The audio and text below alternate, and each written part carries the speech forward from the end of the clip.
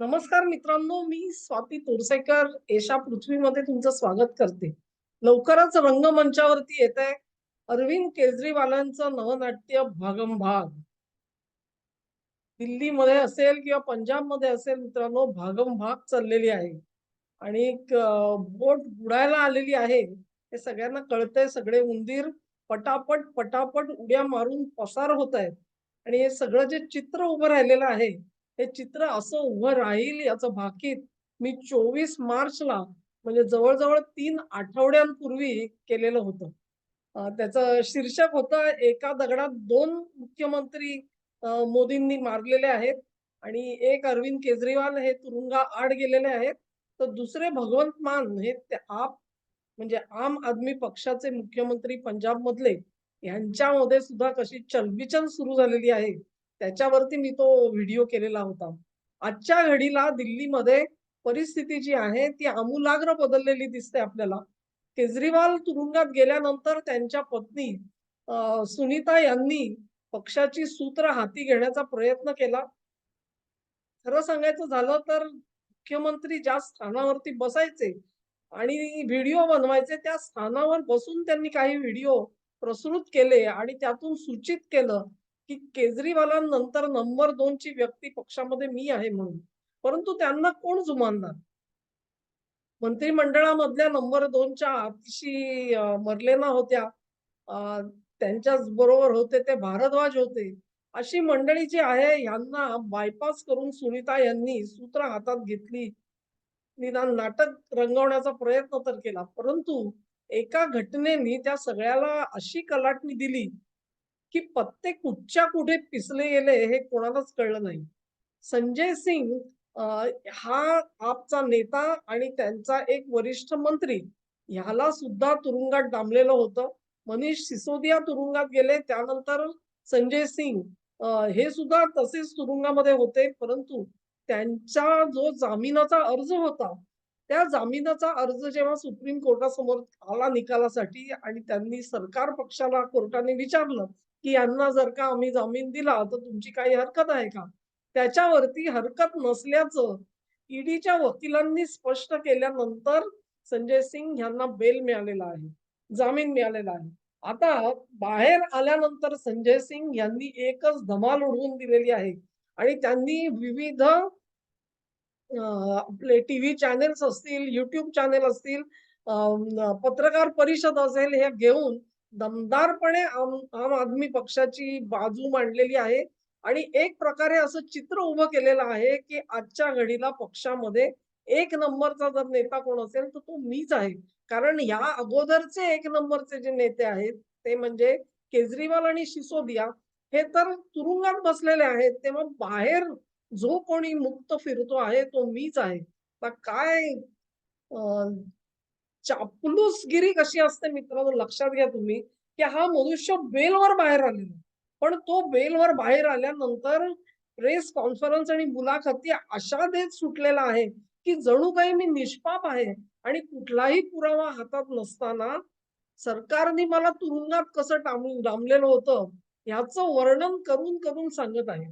त्यांनी कितीही वर्णनं केली तरी देखील सरकारने मुळात त्यांच्या जामिनाला विरोध का केला नाही हा प्रश्न अनुत्तरित राहिलेला आहे आणि त्याचं उत्तर संजय सिंग देताना आपल्याला दिसत नाही. एकच गोष्ट आहे, असं म्हणतात, की ते सुनीता भाभींना भेटायला गेले आणि त्यांचा चरण स्पर्श केला. परंतु त्यांनी संदेश दिला तो एकच, की तुम्हाला जो काही शीश महाल मिळालेला आहे त्याच्यामध्ये आनंदी राहा, सुखात राहा. पक्षामध्ये त्या भानगडीत पडू नका. ते सांभाळण्यासाठी मी बाहेर आलेलो आहे. संजय सिंग बाहेर आल्यानंतर गेल्या 8-10 दिवसामध्ये तुम्हाला सुनीता देवी कुठेही दिसल्या नसतील किंवा त्यांनी कुठलंही निवेदन काढलेलं आहे, केजरीवालांच्या बाजूनी काढलेलं आहे, असं कुठेही तुम्हाला दिसलेलं नसेल. तेव्हा चित्र जरूर पालटलेलं आहे आणि संजय सिंग यांची दमदार एंट्री ही आम आदमी पक्षाच्या व्यासपीठावरती झालेली आपल्याला दिसते. संजय सिंग हे शांत राहणारं व्यक्तिमत्व नाहीये. आजपर्यंत पंजाबचे मुख्यमंत्री भगवंत मान यांनी मी म्हटलेलं होतं, की त्यांनी चिडीचूप बसलेले होते ते. त्यांनी केजरीवालांना भेटण्याचा प्रयत्न सुद्धा केलेला नव्हता. परंतु हे संजय सिंग त्यांना जाऊन भेटले आणि त्यांना अगदी कडकडून मिठी मारली. त्यांना उचलून सुद्धा घेतलं. सगळे चॅनेल आहेत, ते सगळी दृश्य वारंवार दाखवताना तुम्हाला दिसतील. तेव्हा हे संजय सिंग भगवंत मान यांना जाऊन भेटले आणि त्यांनी त्यांच्या कानामध्ये काय सांगितलं, असा प्रश्न आहे. आता महाराष्ट्रातले जे सगळे आपले प्रेक्षक आहेत, त्यांना बंद दरवाजा आड काय घडतं हे चांगलंच माहिती आहे. आणि बंद दरवाजा आड आत्ता जे बोललं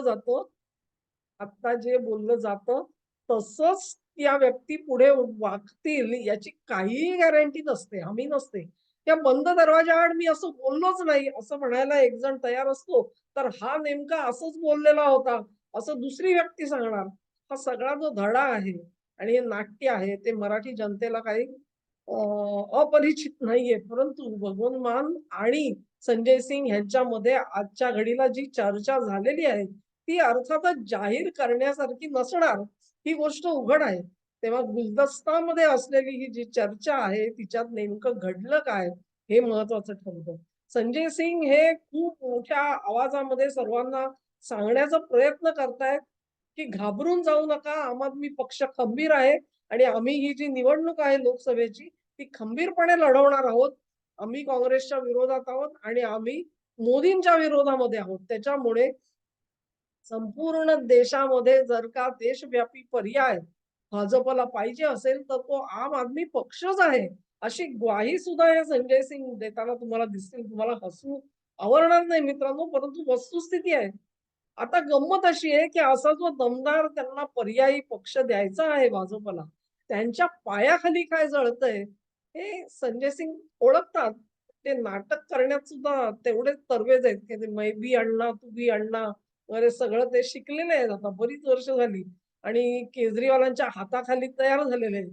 तेव्हा झाडू मार" असं जेव्हा केजरीवाल सांगतात, तेव्हा झाडू प्रत्यक्ष कोणावर मारायचा असतो, हे संजय सिंग हे त्याला म्हणतात ना प्रात्यक्षिक करून तरबेज झालेले नेते आहेत आणि खरोखरच आजच्या घडीला दमदारपणे बोलणारा हा आम आदमी पक्षाचा नेता आहे हे आपल्याला कबूल करावं लागतं.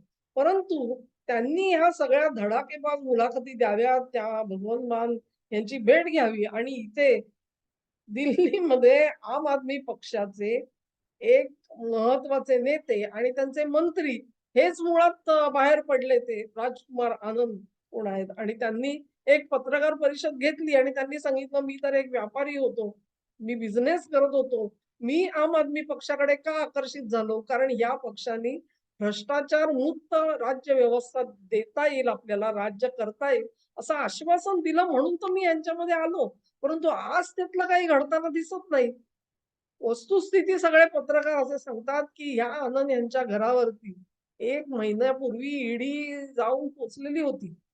तर ते 1 महिना शांत राहिले. परंतु आता शांत राहायची गरज नाही. अशी जेव्हा खात्री त्यांच्या मनाला पटली, तेव्हा आनंद यांनी आपल्या मंत्रिपदाचाच राजीनामा नाही दिला, तर आम आदमी पक्षाच्या सभासदत्वाचा सुद्धा राजीनामा दिलाय आणि ते कुठेही असं म्हटलेलं मी बघितलं नाही, की मी राजकारणातून बाहेर पडलोय किंवा निवृत्त झालोय. त्यामुळे हे आनंद जे बाहेर पडलेले आहेत, त्यांच्या सारखा विचार करणारे आम आदमी पक्षाचे आणखी किती आमदार असतील, हा प्रश्न आहे मित्रांनो. बरं, दुसरी गोष्ट अशी, की आनंद यांनी राजीनामा दिला खरा, पण तो पाठवला कोणाकडे? आमदार म्हणून तुम्हाला राजीनामा द्यायचा असेल, तर तो सभापतीकडे पाठवला जातो. आणि त्या सभापतींनी त्याला अजून मंजुरी दिली आहे की नाही किंवा स्वीकार केलाय की नाही ह्याचीही कुठे बातमी नाही. म्हणजे नुसतंच पत्रकार परिषदेमध्ये तोंडी बोलले, "मी राजीनामा देतो" असे आपल्याकडे अनेक आहेत ना ते. राजीनामा सगळा देऊन बसलेले आहेत, पण विधान परिषदेचं सभासदत्व काय सोडलेलं नव्हतं. तसंच तिकडे झालेलं नाही ना.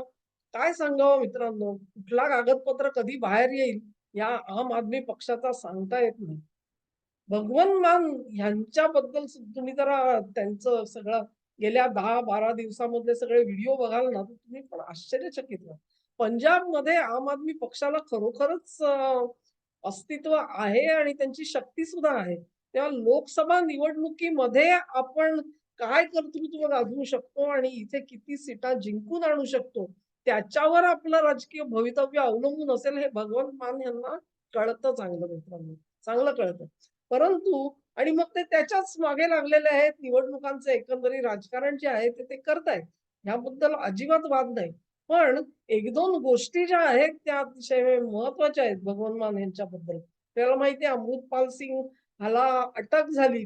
मुळात त्याला अटक झाली आणि त्याच्यामध्ये पंजाब सरकारने सहकार्य दिलं केंद्रीय यंत्रणांना, हीच गोष्ट कुठेतरी मनामध्ये खटकलेली होती, की अशा प्रकारे केजरीवाल तेव्हा बाहेर होते, परंतु अमृतपाल सिंगला असं पकडून द्यावं भगवंत मान यांनी आणि त्याच्यासाठी त्यांनी सहकार्य करावं, ही बाब विशेष उल्लेखनीय होती. आता त्यांना उचलून नेऊन तिकडे कुठे आसाममध्ये ठेवलंय आणि मग त्यांनी तुरुंग फोडायचा वगैरे प्रयत्न केला.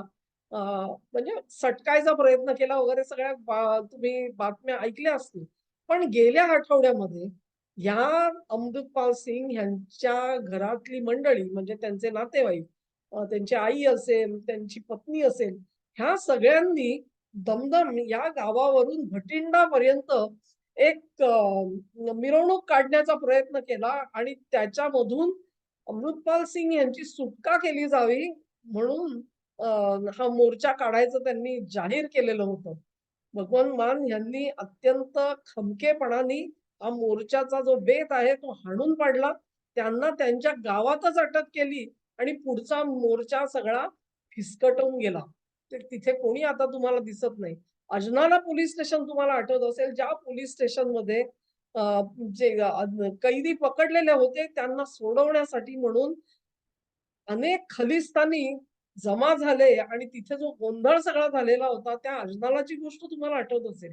त्या अजनालावरती आज प्रचंड बंदोबस्त मान यांनी ठेवलेला आपल्याला दिसून येतो. तेव्हा मान हे सुद्धा संजय सिंग जसे तोंडाने बोलतायत, की मी कसा आम आदमी पक्षाचा अत्यंत लॉयल म्हणजे ज्याला विश्वासू असा सभासद आहे आणि मी पक्षाचं हित कसं पाळतो, तसेच भगवंत मान सुद्धा बोलतायत. परंतु ह्याचा अर्थ असा नाही, की ते दोघे जण एकत्रितरित्या एक दिलाने काम करतील, पक्ष अभंग ठेवतील आणि केजरीवालांच्या मागे उभे राहतील. संजय सिंग यांनी ज्यावेळेला त्यांना सांगितलं, की तुम्ही केजरीवालांची भेट घेणं आवश्यक आहे, निदान पब्लिक डेकोरम ज्याला म्हणतात त्यासाठी तरी तुम्ही अशी भेट घ्यावी. तेव्हा भगवंत मान यांनी रिक्वेस्ट पाठवली आणि आता तुरुंगाचे अधिकारी जेव्हा त्यांना परवानगी देतील, तेव्हा ते केजरीवाल यांना भेटू शकतील, अशी एकंदरीत बातम्या आहेत. पुढे काय झालंय बघावं लागणार आहे मित्रांनो. तर भगवंत मान यांनी आपली दिशा पकडलेली आहे. त्या आनंदनी एक दिशा पकडलेली आहे. सौरभ भारद्वाज आणि आतिशी मर्लेना ह्यांची चलबिचल चालू आहे. त्यांना कळतं आहे, की आता त्यांनी जाहीरच केलेलं आहे, की ह्याच्या पुढची जी अटक असेल ती आमच्या दोघांची होणार आहे आणि तिकडे जो पळून गेलेला आहे यूकेमध्ये तो चड्ढा, ह्या आम्हाला तिघांना अटकेत जावं लागणार असं भवितव्य स्वतःचंच मर्लेनांनीच स्वतः सांगितलेलं आहे आणि इथे आनंद जे आहे ते पक्षाबाहेर ऑलरेडी पडलेले आहेत. तेव्हा केजरीवालांच्या अनुपस्थितीमध्ये भागमभाग असं नवनाट्य आपल्याला घडताना दिसतं आहे. आम आदमी पक्षाचं भवितव्य काय? असा जर का आपण विचार केला, तर त्या सगळ्याचं उत्तर तुम्हाला या सगळ्या भागमभागमध्ये दिसतं. कलाकार नेहमीचेच आहेत यशस्वी. सगळी नावं तुम्हाला तोंडपाठ असतील नाही तर नसतील. 67 आमदारांपैकी आता किती आमदार हे केजरीवालांच्या सोबत राहतात आणि किती संजय सिंगच्या बरोबर येतात, हा बघण्याचा विचार असेल.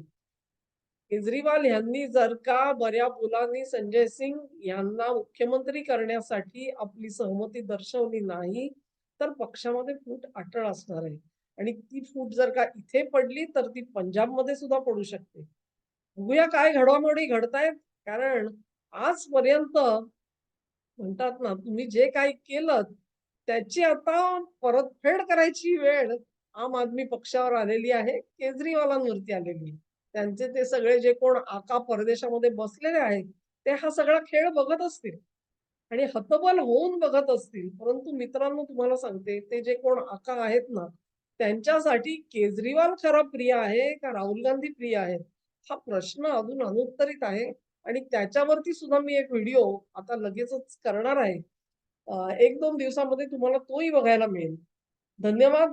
हा व्हिडिओ तुम्हाला आवडला असेल अशी आशा करते. हा आवडला असेल तुम्हाला तर त्याची लिंक मित्रपरिचितांपर्यंत शेअर करा.